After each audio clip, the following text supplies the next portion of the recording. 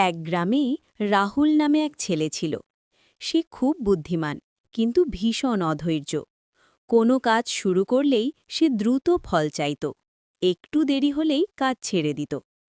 একদিন স্কুলের শিক্ষক সবাইকে একটি করে গাছের চারা দিলেন। বললেন, যে নিয়মিত যত্ন করবে, বছর শেষে সে বিশেষ পুরস্কার পাবে।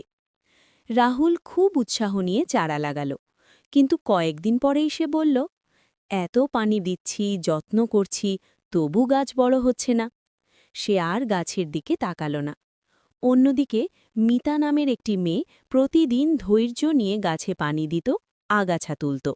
ধীরে ধীরে তার গাছ বড় হতে লাগল। 1 বছর পর শিক্ষক এলেন। রাহুলের গাছ শুকিয়ে গেছে, আর মিতার গাছ ফল ও ফুলে ভরে গেছে। শিক্ষক মিতাকেই পুরস্কার দিলেন। রাহুল তখন বুঝল, সফলতার জন্যে শুধু বুদ্ধি নয়, ধৈর্য আর নিয়মিত পরিশ্রম সবচেয়ে জরুরি।